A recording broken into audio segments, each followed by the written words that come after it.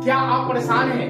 बिल्कुल परेशान होने की जरूरत नहीं है, क्योंकि इस चैनल पे जो है आप लोग के लिए ना मैथ और साइंस के बिल्कुल शॉर्ट एंड हॉट ट्रिक कराए जाते हैं, तो आप बोर्ड एग्जाम में बेहतर से बेहतर रिजल्ट ला सकते हैं इस चैनल के माध्यम से। Welcome to study 92। आप सभी का स्वागत है हमारे यूट्यूब सेशन स्टडी 92 अमृतसर में। आज जो है हम लोग पढ़ने वाले हैं क्या, तो आप थंबनेल देखकर जो है आप अंदाजा लगा लिए होंगे कि आज जो हम लोग क्या पढ़ने वाले हैं। क्लास 10th के पहला अध्याय यानी कि चैप्टर 1 जीव प्रकरण पोषण जो है आज हम पढ़ने वाले हैं। तो सबसे पहले जो है हम यहाँ थोड़ा सा ध्यान देंगे कि अध्याय जो है आपका क्या है, तो एक है, और पाठ का नाम क्या हम लोग का है, जीव प्रकरण पोषण। सबसे पहले जानेंगे हम क्या कि जीव प्रकरण का अर्थ क्या होता है, उसके बाद पोषण का अर्थ क्या होता है, क्योंकि चैप्टर हम लोग पढ़ने से पहले इसके बारे में थोड़ा सा अध्ययन जरूरी होता है, इसके बारे में थोड़ा सा जानना जरूरी होता है। क्यों जरूरी होता है कि कोई आपसे पूछे कि जीव प्रकरण एवं पोषण जो चैप्टर है इसका अर्थ क्या होता है, तो आप जो है क्या जवाब दीजिएगा। तो इसकी चीज याद रखिएगा कि जीव का अर्थ होता है जीव। जीव का अर्थ क्या होता है, तो आपका जवाब देना है क्या कि जीव होता है। प्रकरण का अर्थ क्या होता है, तो क्रिया। प्रकरण का अर्थ क्या होता है, क्रिया। और पोषण का अर्थ होता है भोजन। देखिए बिल्कुल सिंपल है आपके लिए कि जीव का अर्थ क्या हो गया आपके पास, तो जीव। प्रकरण का अर्थ हुआ क्रिया और पोषण का अर्थ हुआ आपके पास भोजन। यानी कि जीवों के भोजन करने की प्रक्रियाएं को हम क्या कहते हैं, जीव प्रकरण कहते हैं। यानी कि जीव प्रकरण आपसे कोई पूछ दे कि जीव प्रकरण आप किसे कहिएगा, तो आप बता सकते हैं कि जीव के भोजन की सारी क्रियाओं को क्या कहते हैं, हम जीव प्रकरण कहते हैं। यानी इसे डिफिनेशन के तौर पे अगर आपको याद रखना है कि जीव प्रकरण एवं पोषण, इस चैप्टर का नाम है जीव प्रकरण एवं पोषण, ठीक है। तो इसे जो है आप याद रखने के लिए सिंपल सा जो है आप डिफिनेशन याद रख सकते हैं कि वे सारी क्रियाएं जिनके द्वारा जीवों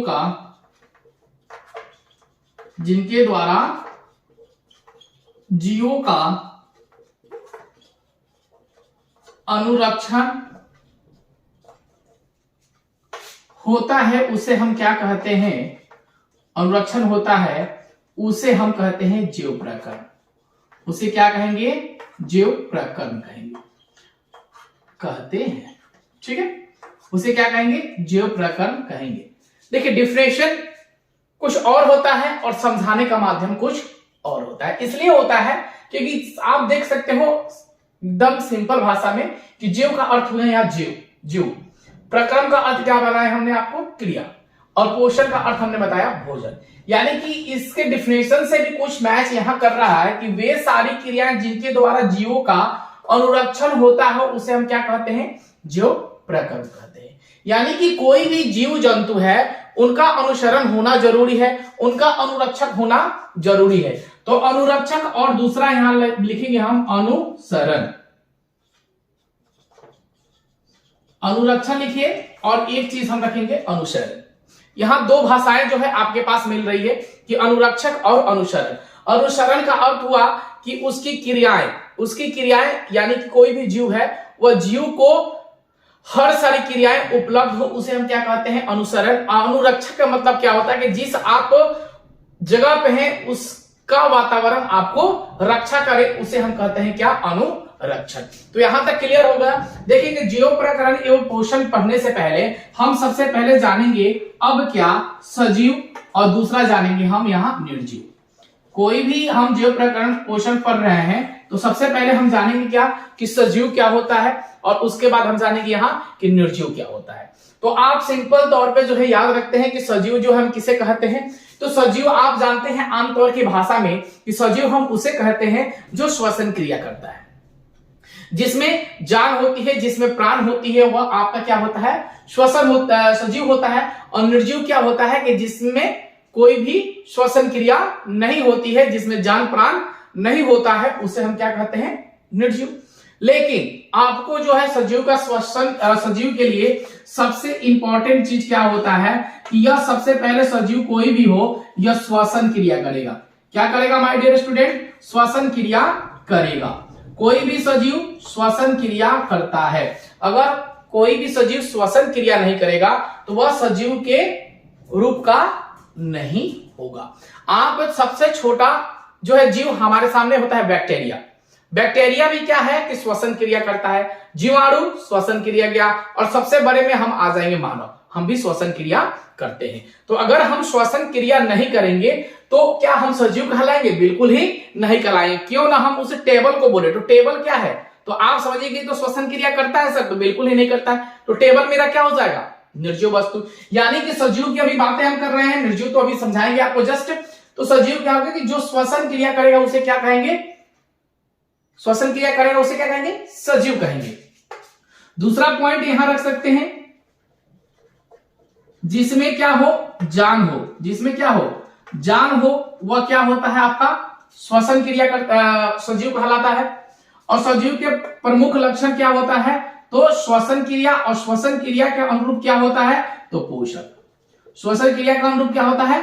पोषण को क्या करता है? वह ग्रहण करता है। हम खाना खाते हैं, हम खाना खाते हैं कि नहीं खाते? खाते हैं। श्वसन क्रिया करते हैं, श्वसन क्रिया करते हैं। और भोजन जब हम ग्रहण करते हैं तो हमें किस चीज की प्राप्ति होती है? हमें ऊर्जा की प्राप्ति होती है। यानी कि ग्लूकोज का क्या होता है? खंडन होता है। ग्लूकोज का जब खंडन होता है तो हमें प्राप्त क्या होती है? तो ऊर्जा प्राप्त होती है। जो मैं अभी आपसे बात कर रहा हूं, किसकी वजह से बात कर रहा हूं? तो ऊर्जा की वजह से जो है हम आपसे बातें कर रहे हैं। तो यह हुआ सजीवों का प्रमुख लक्षण, इस चीज को याद रखिएगा। उसके बाद निर्जीव में जो है यही चीज जो है बदल जाएगा। या श्वसन में एक क्रिया हो रही है, इसमें श्वसन क्रिया जो है क्या होती है? नहीं होती है। श्वसन क्रिया नहीं होती है। श्वसन क्रिया नहीं होती है। ओके। जिसमें जान हो, इसमें भी जान होती है। इसमें भी क्या होती है? जान होती है। निर्जीव में भी क्या होती है? जान होती है। अगर इसमें जान नहीं होगी तो क्या आप कोई क्रिया कर पाएंगे? आपको अगर बैठना है चेयर पे तो बताइए चेयर में जान है कि नहीं है? यानी कि जान का यहां अर्थ क्या हो रहा है? तो इस चीज को बिल्कुल याद रखिएगा। जान का अर्थ यहां बनेगा आपका स्ट्रॉन्ग, यानी कि मजबूत। जान का अर्थ यहां क्या बनने वाला है माय डियर स्टूडेंट? तो जान का यहां अर्थ बन जाएगा आपका मजबूत। यह पेन जो है मैं यूज कर रहा हूं, यह निर्जीव वस्तु है। तो यह निर्जीव वस्तु है, तो अगर यह स्ट्रांग नहीं होगा, मजबूत नहीं होगा, तो इस पे हम लिख पाएंगे? बिल्कुल ही नहीं लिख पाएंगे। चेयर पे आप बैठते हैं तो चेयर अगर मजबूत ना होगा तो उस पर बैठिएगा? नहीं बैठिएगा। बैठिएगा तो गिर जाइएगा। पलंग पे आप सोते हैं, पलंग मजबूत ना होगा तो क्या आप पलंग पे सो पाइएगा? बिल्कुल ही नहीं सो पाइएगा। तो जो है जान का अर्थ आपके लिए क्या है? तो मजबूत है। इस चीज को याद रखिएगा। और यहां पोषण होता है इसमें? तो बिल्कुल ही नहीं होता है। ऊर्जा देता है? तो बिल्कुल ही नहीं देता है। तो यह सजीव और निर्जीव जो है आपके सामने यहां डिस्कस हुआ। इसे आप पहले क्या करिए? नोट करिए, फिर नेक्स्ट मैं आपके साथ चलता हूं। अब जो है हम लोग जो डिस्कस करने वाले हैं, क्या डिस्कस करने वाले हैं? तो हम डिस्कस करने वाले हैं अब यहां पे पोषण। अब पोषण क्या होता है? यहां तो जीव प्रकरण हमने समझा, अब हम समझेंगे यहां पोषण। पोषण का अर्थ से आपको समझ में आ रहा होगा कि पोषण का सर आपने अर्थ बताया था भोजन। यानी कि यह कन्वर्ट जो है पोषण ही है, जिसके वजह से जो है हम यहां खड़े हैं और आप अच्छे से वीडियो को देख रहे हैं। आप लोगों को वीडियो अच्छी लगेगी तो प्लीज वीडियो को लाइक करिएगा और कमेंट करके जरूर जाइएगा कि कैसे आपकी क्लास लग रही है। और चैनल पे पहली बार विजिट कर रहे हो तो चैनल को सब्सक्राइब जरूर करके जाइएगा, क्योंकि इस चैनल पे जो है क्लास 10 से लेकर क्लास 12 तक ऑल सब्जेक्ट की जो है तैयारी कराई जाएगी। ओके, तो यहां देखेंगे पोषण। तो पोषण का अर्थ जो है आप यहां देख सकते हैं कि पोषण का अर्थ जो है होगा यहां पे क्या होगा कि वह विधि जिसमें जीव पोषण तत्वों को ग्रहण करते हैं। यानी कि पोषण की क्या होगा कि वह विधि जिसके द्वारा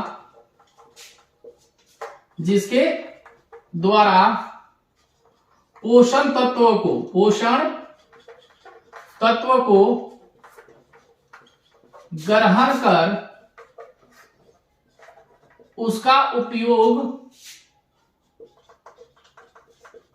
उसका उपयोग करता है लिख लेते हैं, उपयोग करता है उसे हम क्या कहेंगे, उसे पोषण कहेंगे। ठीक है, यहां पे पोषण तत्व को ग्रहण कर उसका उपयोग करते हैं। यानी कि सपोज मानिए कि अगर हम जैसे एग्जाम्पल के तौर पे आपको समझाने के लिए बोल रहे हैं कि अगर आपने दाल खाया, तो आपने जब दाल को खाया तो क्या दाल आपका पोषण तत्व है? तो आप बोलिएगा यस सर, क्योंकि दाल हमारा पोषण तत्व है। दाल जो है डायरेक्ट हमारे शरीर में दाल घूमता है क्या? पूरा जो शरीर में तो दाल जाएगा नहीं। तो दाल क्या होगा कि हमारी छोटी आंत में जो एक छोटी सी चक्की मशीन है, थ्रेसर मशीन है, उसको क्या करेगा कि दाल को पीस देगा, और पीसने के बाद जो है छोटी आंत क्या करेगा कि इसको जो है हमारे शरीर में भेजने का काम करेगा। तो यह लिक्विड फॉर्म में क्या करता है कि दाल हमें क्या देता है? तो आप जानते हैं कि सर हमें प्रोटीन देता है। दाल हमें क्या देता है? तो डायरेक्ट हमें प्रोटीन देता है, और प्रोटीन तो हमें दिया, प्रोटीन हमें दिया, तो प्रोटीन जहां हमारे शरीर में कमी है प्रोटीन की, उसे यह क्या करेगा? प्रोटीन पूरा कर देगा। ठीक है, और प्रोटीन उसको दिया तो प्रोटीन क्या करेगा कि यह जो है ग्लूकोज का रूप धारण करेगा। किसका रूप धारण करेगा? तो ग्लूकोज का रूप जो है धारण करेगा, यानी ग्लूकोज के रूप में यह क्या होगा? कन्वर्ट होगा, और ग्लूकोज के रूप में कन्वर्ट होने के बाद तब हमें मिलेगा क्या? तो ऊर्जा। तब हमें क्या मिलेगा? ऊर्जा मिलेगा। तो बताइए कितने रूप में जो है यह परिवर्तन हुआ। पहले हमने दाल खाया, छोटी आंत में चक्की मशीन से पीसा, जिसकी जरूरत थी उसे दिया, फिर वह ग्लूकोज के रूप में कन्वर्ट हुआ, तब हमें मिला ऊर्जा। तब जो है आपसे बातें कर रहे हैं, इंसान जो है चल रहा है, दौड़ रहा है, खेल रहा है, इसी की वजह से। कोई भी आप खाना खाइए, दाल खाइए, खा लिए, इसके साथ सब्जी खा लीजिए, इसके साथ जो है आप चावल खा लीजिए, आपको मन करता है कि रोटी भी खा ले, रोटी भी खा लीजिए। तो यह सभी चीजें क्या होती है कि छोटी आंत में जो है पीसता है, और छोटी आंत में पीसने के बाद जो है डायरेक्ट जो है इसे कन्वर्ट करता है कि जहां जहां जिस चीज की जरूरत है।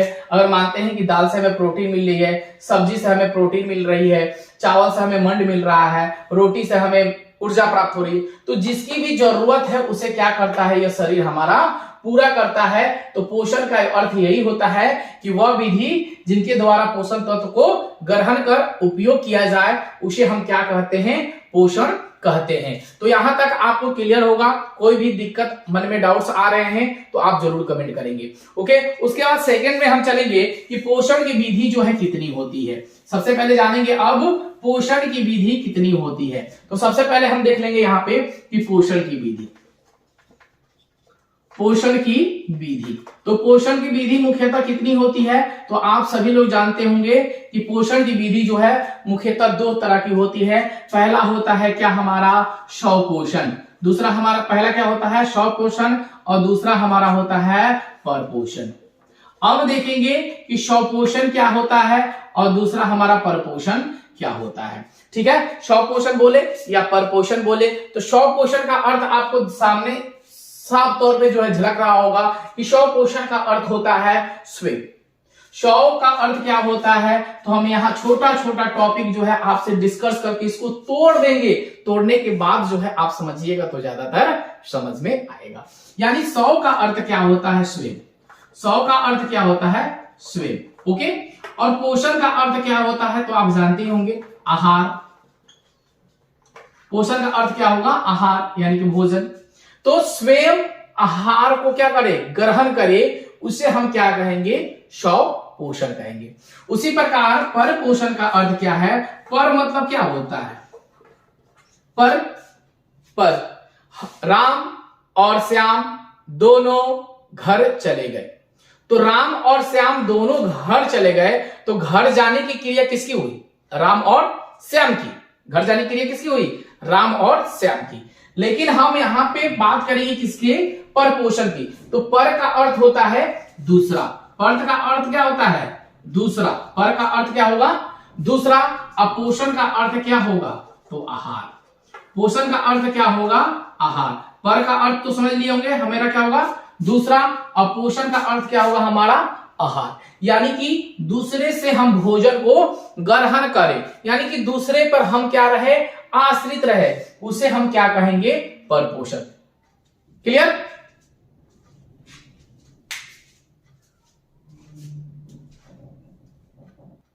चलिए थी, थोड़ा सा कॉल आ गया था जिस वजह से थोड़ी सी दिक्कत आ गई थी। तो आप यहाँ क्लियर हो गए होंगे कि स्वपोषण किसे कहेंगे, परपोषण किसे कहेंगे। क्लियर हो गया? स्व मतलब होता है स्वयं, और पोषण का अर्थ होता है आहार, पर मतलब दूसरा, और पोषण का अर्थ हो गया आहार। ठीक है, अब जो है हम आगे देखेंगे कि परपोषण स्वयं पोषण का थोड़ा सा डिफिनेशन जो है हम थोड़ा सा आपसे डिस्कस करना चाहते हैं। इसलिए डिस्कस करना चाहते हैं कि आपके लिए जानना जरूरी है, क्योंकि एग्जाम में छोटे छोटे क्वेश्चन बहुत आते हैं। किसके लिए आते हैं, तो आप एमसीक्यू ऑब्जेक्टिव जानते होंगे, उस तौर पे जो है आपके पास आएंगे। स्वपोषण का अर्थ क्या होता है, स्वपोषण का अर्थ क्या होगा, डिफिनेशन तौर पे जो है आप जाइएगा, तो डिफिनेशन के तौर पे जो है आप जो है कैसे इसे नोट करिएगा। ठीक है, तो स्वपोषण का अर्थ जो हम कर सकते हैं कि ऐसा जीव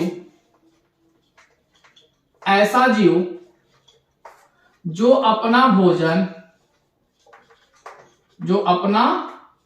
भोजन स्वयं संश्लेषण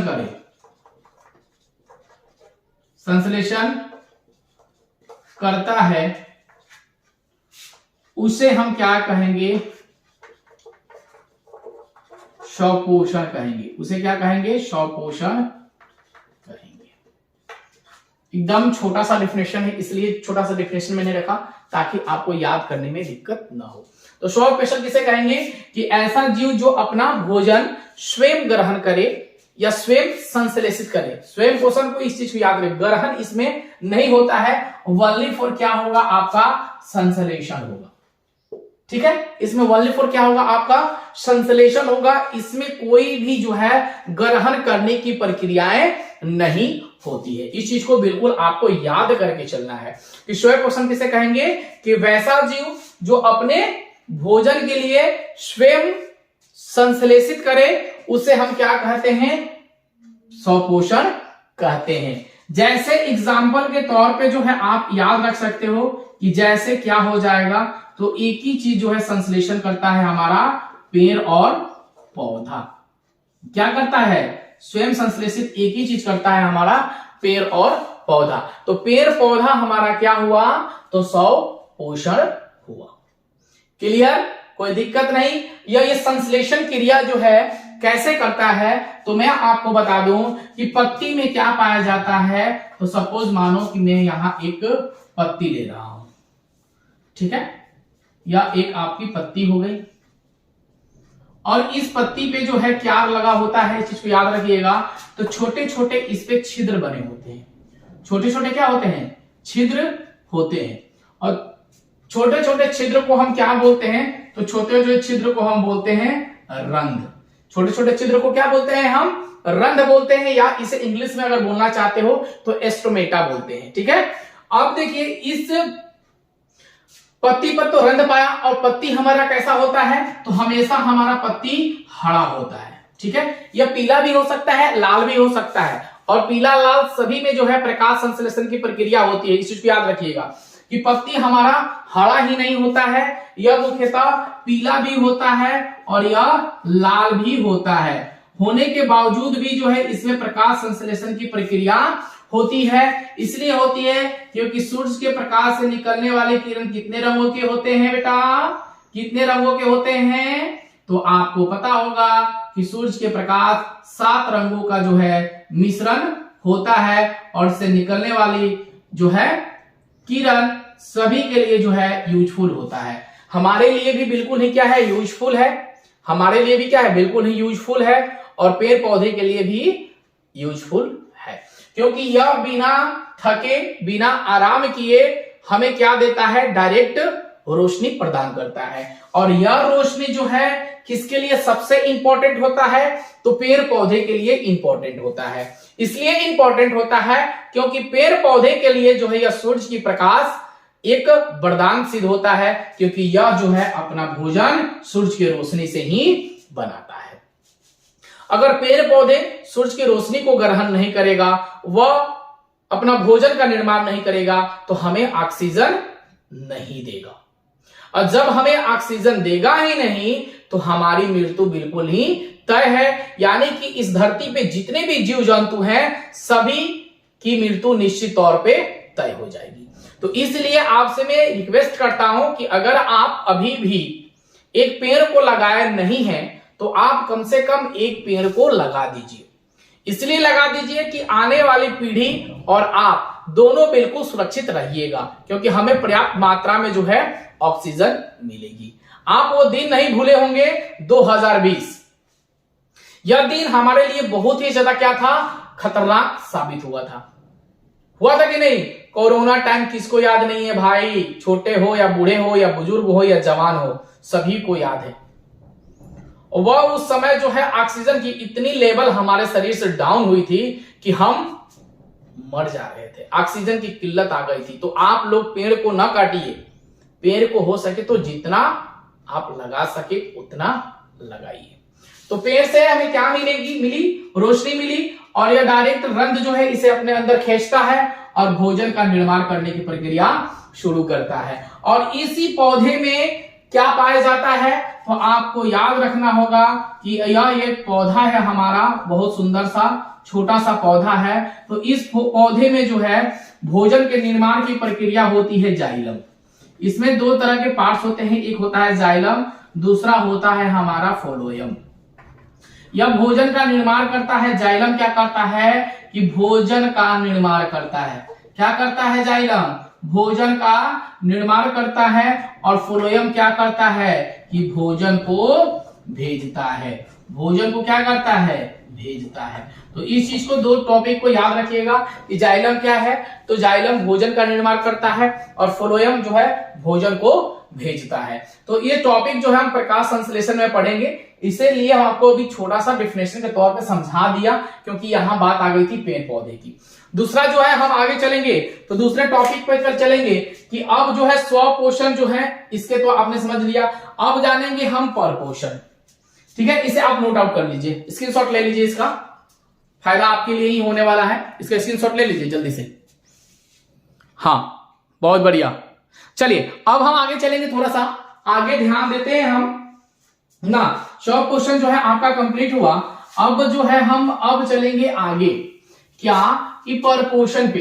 अब जानेंगे कि परपोषण क्या होता है। ठीक है, परपोषण क्या होता है, परपोषण जो है हम किसे कहेंगे, यह चीज जो है हम थोड़ा सा डिस्कस करने वाले हैं आपसे। ठीक है, तो लिखेंगे हम यहां पे परपोषण। परपोषण, परपोषण किसे कहेंगे हम? हाँ, कि ऐसा जीव जो अपना भोजन ग्रहण करने के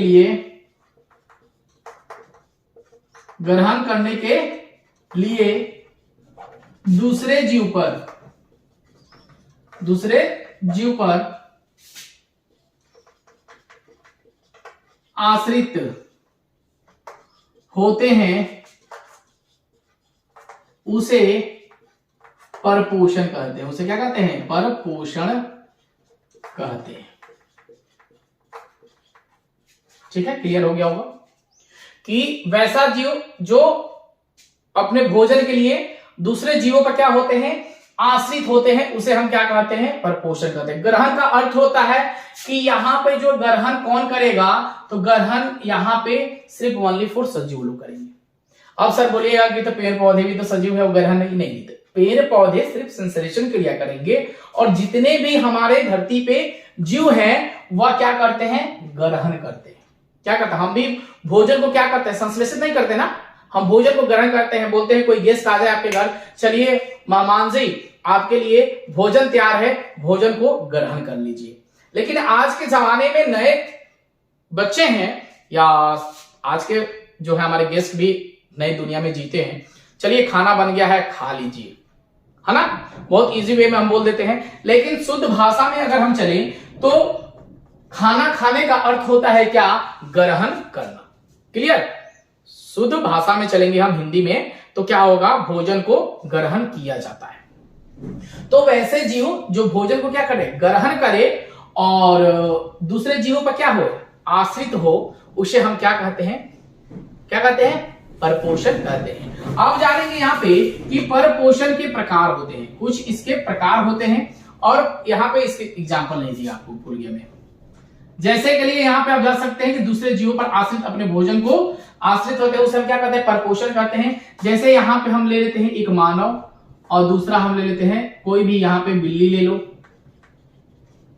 शेर ले लो, हाथी ले लो, जितने भी यहाँ पे जीव जंतु हैं छोटे से लेकर बड़े तक, ये सभी क्या है, परपोषण है। और परपोषण के जो है प्रकार होते हैं, तो परपोषण के मुख्यतः कितने प्रकार होते हैं, 3 प्रकार होते हैं। परपोषण के कितने प्रकार होते हैं, परपोषण के कितने प्रकार होते हैं, परपोषण के कितने प्रकार होते हैं। बहुत दिन से डिमांड आ रही थी कि सर आप बोर्ड पे पढ़ाएं, इसलिए मैं आप लोगों के लिए बोर्ड पे पढ़ाना शुरू किया हूं। वैसे आप लोग वीडियो एक्सरसाइज कंप्लीट वाले आप तो देख ही रहे होंगे ऑलमोस्ट, उसमें मैं लैपटॉप से ही पढ़ाऊंगा क्योंकि टाइपिंग वहां पे सभी अवेलेबल है, इसलिए दिक्कत नहीं है। मैं बायोलॉजी आप लोगों को पूरे फिगर के साथ जो है बोर्ड पे भी चलेगा और लैपटॉप पे भी कंटिन्यू रहेगा, ठीक है। तो यहां देखेंगे परपोषण के कितने प्रकार होते हैं, तो परपोषण के 3 प्रकार होते हैं। पहला हम ले लेते हैं मृतजीवी, मृतजीवी पोषण। दूसरा हमारा मृतजीवी पोषण होता है परजीवी पोषण और प्राणी संपोषण, परजीवी पोषण। और तीसरा हमारा होता है प्राणी संपोषण, ठीक है। आप याद रखिएगा कि परपोषण के जो है कितने प्रकार होते हैं, तो परपोषण के मुख्यतः 3 प्रकार, एक मृतजीवी पोषण होता है, परजीवी पोषण होता है और तीसरा प्राणी संपोषण होता है। अमृतजीवी पोषण किसे कहेंगे, कि मृतजीवी पोषण का अर्थ होता है कि यह सड़े गले रूप में अपने भोजन को क्या करे, प्राप्त कर ले, उसे हम मृतजीवी पोषण कहते हैं। परजीवी पोषण यह दूसरे के संपर्क में आके भोजन को ग्रहण करता है, घुलित या अघुलित कार्बनिक के रूप में जो है भोजन को ग्रहण करे। और यह प्राणी संपोषण ठोस या तरल के रूप में भोजन को ग्रहण करे, उसे हम क्या कहेंगे, प्राणी संपोषण कहेंगे। मैंने तो आपको छोटा सा समझाने के लिए बोला कि मृतजीवी किसे कहेंगे, ये सड़े गले कार्बनिक रूप में भोजन को ग्रहण करता है, उसे मृतजीवी पोषण कहते हैं। दूसरा परजीवी पोषण किसे कहेंगे, कि परजीवी पोषण उसे कहते हैं जो दूसरे के संपर्क में आकर भोजन को ग्रहण करे, उसे हम परजीवी पोषण कहते हैं। तीसरा हमारे साथ प्राणी पोषण क्या होगा, कि प्राणी पोषण हम उसे कहेंगे जो ठोस या तरल के रूप में भोजन को ग्रहण करे, उसे हम प्राणी संपोषण कहेंगे। अब इसके तीनों का डिफिनेशन जो है आपको नोट करना है, तो तीनों का डिफिनेशन में जैसे के साथ एग्जांपल के साथ जो है नोट कर देता हूं। इसको पहले आप नोट कर लीजिए, सबसे पहले इसको आप नोट करिए, उसके बाद हम आगे की प्रोसेस को बढ़ाएंगे। चलिए फटाफट नोट कर लीजिए। चलिए यहां जो है नोट क्या करना है, आप स्क्रीनशॉट ले सकते हैं, ठीक है, स्क्रीनशॉट ले सकते हैं, आप स्क्रीनशॉट ले लीजिए। ओके चलेगा, हम आगे ध्यान देते हैं।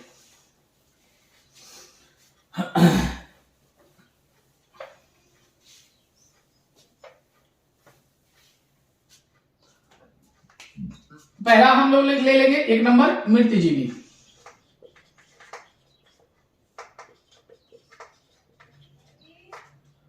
मृतजीवी पोषण, देखिए मैं छोटा इसलिए लिख रहा हूं क्योंकि छोटे लिखने का मुझे आदत है, थोड़ा बोर्ड पे बड़ा थोड़ा सा तकलीफ होता है लिखने में, तो बुरा ना मानिएगा, थोड़ा सा जूमिंग कर लीजिएगा वीडियो को, ठीक है। मृतजीवी पोषण किसे कहेंगे, कि वे जीव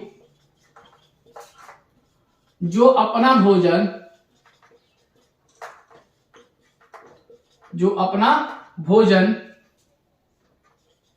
मृत जीवों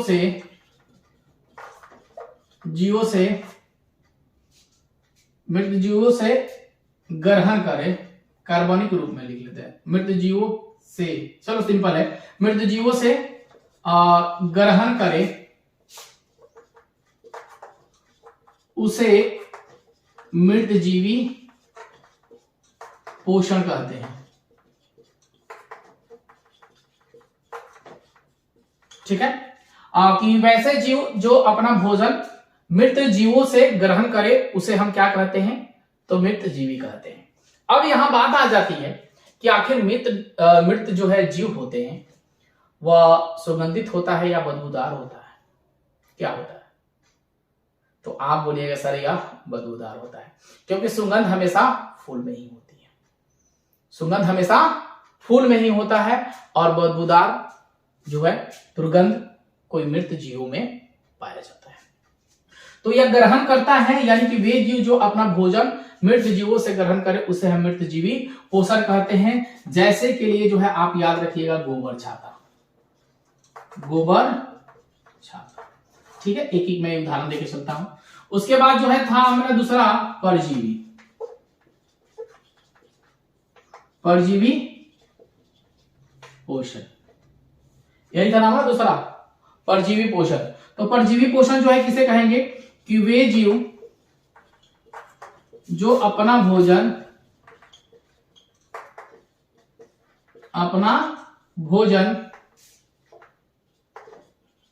घोलित कार्बनिक रूप